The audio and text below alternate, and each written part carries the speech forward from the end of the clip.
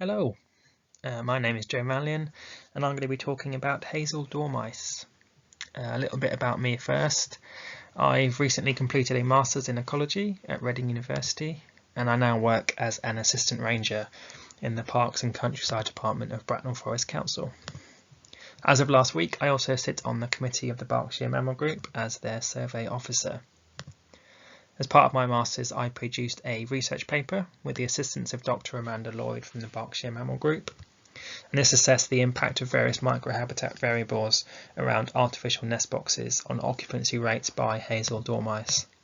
This sounds very complicated, but basically means that I surveyed what plant species were found within a certain radius of a nest box, as well as other human-made features such as footpaths and roads, and assessed whether they had an impact on nest box occupancy by dormice.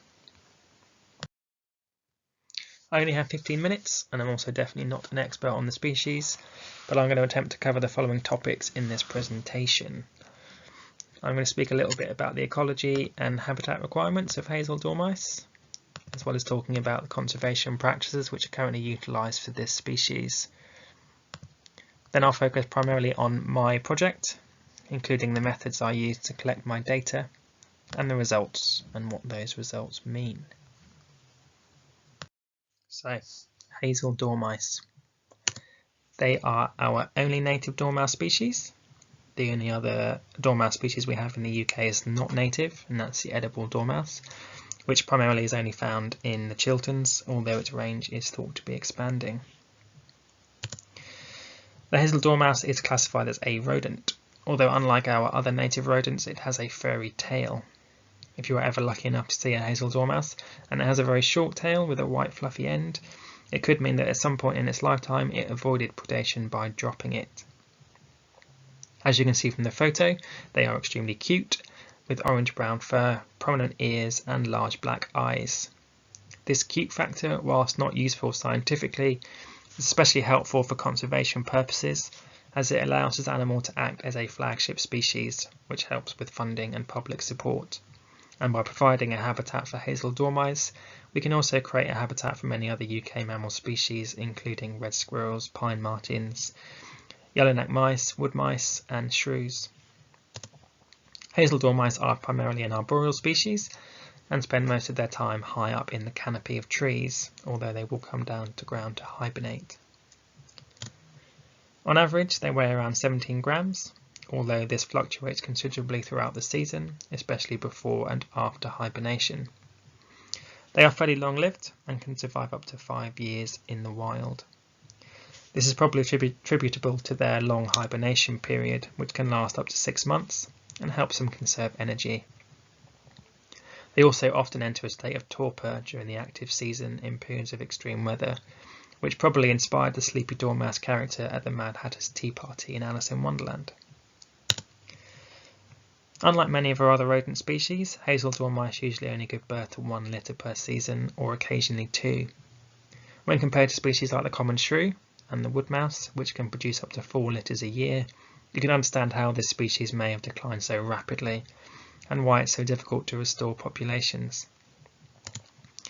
They also live at very low population densities, typically between 5 to 8 individuals per hectare.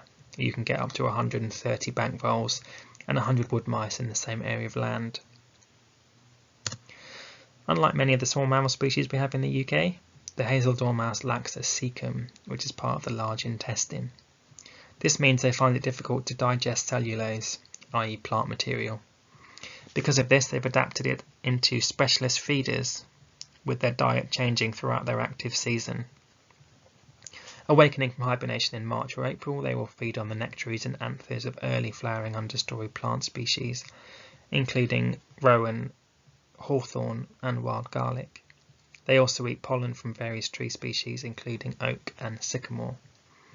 Over the summer months, when the flowering periods of many woodland plant species dwindles, and before fruits begin to ripen, hazel dormice will shift to an almost entirely invertebrate-based diet, feeding on aphids and lepidopteran larvae, that's butterfly and moth caterpillars.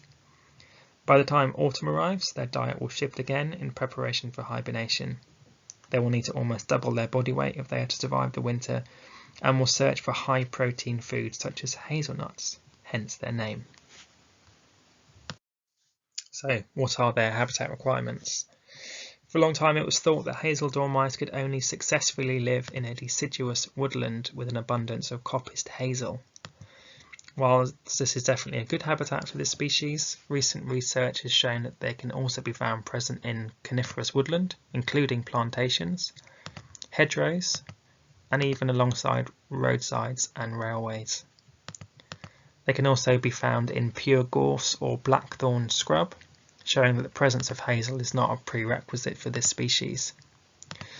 Scrub is an excellent habitat for dormice, as many scrub species produce copious amounts of both pollinating flowers and berries, and they are also an excellent habitat for many of the invertebrate species which are predated on by dormice.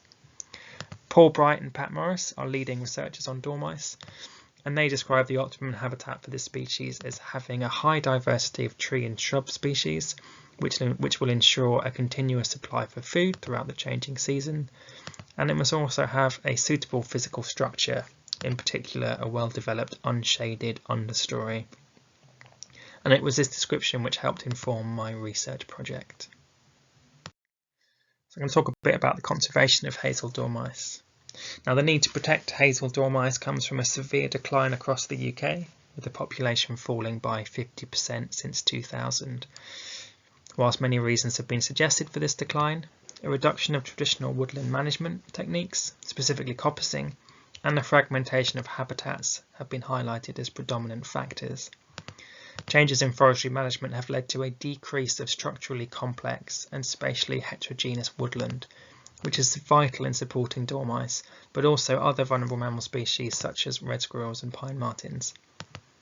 Increased dormice abundance has been associated with active woodland management, and habitat quality has been proven to outweigh other factors, including climate variation. Dormice are now fully protected under EU legislation, which has been transferred into UK law under the Wildlife and Countryside Act. You cannot legally disturb a dormouse or its nesting site without a specific licence issued by Natural England. The alarming decline of dormice has promoted and prompted several conservation initiatives designed to protect the species and enhance or create suitable habitats. These include coppicing hazel, which helps maintain the successional status of a woodland, slowing the progression from an unshaded and productive shrub layer to a high forest with an overshaded understory. Reintroducing dormice in areas where they've become locally extinct is another conservation strategy used here in the UK. In fact, this year, Natural England celebrated the reintroduction of the 1000th dormouse in Lancashire. However, with all species reintroductions, the success is reliant upon the provision of a suitably diverse habitat in which the species can thrive, and connectivity between habitats to allow for further population. Reintroducing a species can also be extremely expensive, and it requires the support of the public, landowners, and relevant government organisations. The installation of artificial nest boxes is also employed in the UK to help reverse the decline of dormice. Artificial nest boxes have been shown to improve dormouse population density, with twice as many dormouse trapped in areas containing them. This may result from enhanced survival of young, as an artificial nest can provide a more consistently dry and secure nesting site compared to a natural one. Nest boxes can also be used year after year, with dormice hibernating in the base of the same tree as the box. Nest boxes, unlike natural nest sites, are also designed specifically to deter occupancy by other woodland species such as squirrels and woodpeckers. However, the environmental conditions around the nest box determine the quality of the siting and can affect, in varying extents, the rate of nest box usage. Numerous variables need to be considered when positioning nest boxes, even within a suitable habitat. Siting in an unsuitable location can impact the potential for a dormouse to feed, nest, breed, and rear their young. And this final statement also helps steer the focus of my project. So, my project. I'm going to try and avoid making this too sciencey by talking about statistics and data, and instead focus on the more tangible results and what conclusions could be drawn. Dormice are actually a fairly well researched species in the UK, especially when compared to other rodent species like harvest mice and even wood mice, and this provided me with a good platform on which to base my research. I was also determined to utilise some of my botanical ID skills in this project, as I have a particular interest in the role plants play in helping conserve some of the UK's rarest species. So how did I do it? Again, I'll try to get through this bit fairly quickly. Here you can see a photo of me trying to look like a scientist. Not sure I quite pull it off, but never mind. So how did I go about designing the data collection for my project? Well, based on previous research, I decided to focus on three main areas. Vegetation data within a certain radius of a nest box, including the different vegetation layers, as you can see here: canopy, understory, field layer and ground layer. And I also looked at the abundance of tree species, honeysuckle and bramble. I also looked at canopy closure above a nest box, and the distance the nest box was from certain anthropogenic features, including footpaths, the woodland margin and other artificial nest boxes.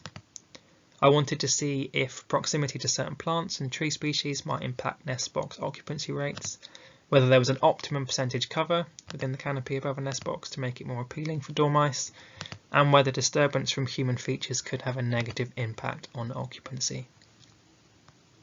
So, vegetation data. Here you can see a very simplified diagram of the different areas I surveyed. You have to imagine that there is a nest box attached to this tree. So I started by collecting vegetation data within a 5 metre circle around the nest box. This was separated into the different layers, as you saw in the previous slide. So I had the canopy, so that's tree species such as beech, oak, sweet chestnut. Then understory species: hazel, hawthorn, cherry, rowan. And then the field layer, that's things like bluebells, dog's mercury, bramble, honeysuckle. And finally the ground layer, which includes things like mosses, fungi, leaf litter.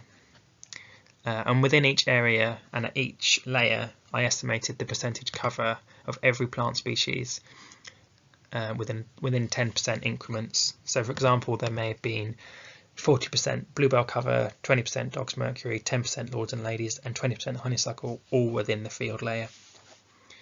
I also then collected data on tree species abundance within quadrats at a distance of 5 metres to 10 metres away from the nest box. And I did this in each orientation from the nest box, so north, south, east and west. And all of this data together provided me with a fairly detailed picture of the types of plant species which were available or not available to a dormouse occupying a specific nest box. So the canopy data, I really wanted to see if canopy closure had an effect on the likelihood that a nest box might be occupied. It might have been that a nest box situated in a very shady area might be too cold to serve as a breeding nest site, or it could impact the quantity of flowers or fruits in the nearby area. Likewise, a very open canopy may have meant that the nest box overheated in periods of hot weather. So in order to collect the data on the canopy cover, I took a photo from my phone pointing up into the canopy as close to the nest box as possible. You can see an example here on the left. Then I edited this in the photo editing program to convert all the pixels into either black or white, as you can see in the image on the right. And the software could then calculate the percentage of black pixels, which represented the branches and the leaves, against the number of white pixels, which represented the blue sky above or the clouds. So obviously a photo which had a high percentage of black pixels meant that it had a very close canopy, and this could impact the occupancy of the nest box below. So the anthropogenic variables, these were fairly easy to collect. Just involved me walking along the footpaths and the roads on the site and recording the journey using GPS. And then I was able to import this data into GIS software, which I used to calculate the distance of each nest box from that specific feature. And with this data, I was looking to see if disturbance by people might impact upon nest box occupancy. So what did I find out? Unfortunately, it was nothing groundbreaking, but it did help to reinforce some of the previous research into the types of plant species and habitats dormice may prefer. My results showed that in the area I surveyed, you were more likely to find a dormouse occupying a nest box if that nest box was located in close proximity to hazel trees, hawthorn trees or honeysuckle. All of these species are useful for dormice not only as a food source but also as nest material. Honeysuckle is particularly useful as dormice will strip the bark to weave it into their nests. As honeysuckle bark is available as soon as a dormouse comes out of hibernation, it's unsurprising that having this nearby would increase the chances of a nest box being occupied. Honeysuckle leaves also represent one of the only leaf material which dormice can digest, and they will also feed upon the nectaries in the flowers. So yes, honeysuckle is definitely an extremely useful plant species for dormice. Again, it's unsurprising that presence of hazel also improves the chances of a nest box being occupied. Dormice will use hazel leaves for nest building, and obviously they'll also eat the nuts in the autumn. Hazelnuts are particularly good at this time as they are very high in calories, so they help build up fat reserves. Presence of hawthorn was quite interesting, as I was able to show that not only did it increase the chances of a nest box being occupied, but it also impacted the number of years a nest was built within a nest box. There was one nest box on site in our site where there was a high abundance of hawthorn within 10 metres, and there had been a nest found in that box for 4 consecutive years. And hawthorn was the only species which showed this correlation. When it came to canopy closure and anthropogenic features, my data was not able to prove anything conclusive, although proximity to footpaths did seem to negatively impact occupancy of nest boxes in certain areas of the site. And if further research into this reinforced the idea, then that could have a fairly significant impact on where nest boxes should be positioned. So slightly over time, but to wrap up this presentation, I thought I'd show you my cutest dormouse photo. This is the juvenile dormouse which was found with 4 other siblings and their mum in a nest box in Hampshire last month, so it wasn't actually part of my research. And though my research may not have been groundbreaking, it definitely gave me a chance to study this very beautiful species. And hopefully this presentation, whilst very quick, has provided you guys with some information about dormice you didn't know already, and the types of research which is being conducted to try to support them. I think there's now a Q&A section which will give you guys a chance to ask me any questions you might have about my project, or more generally about dormice.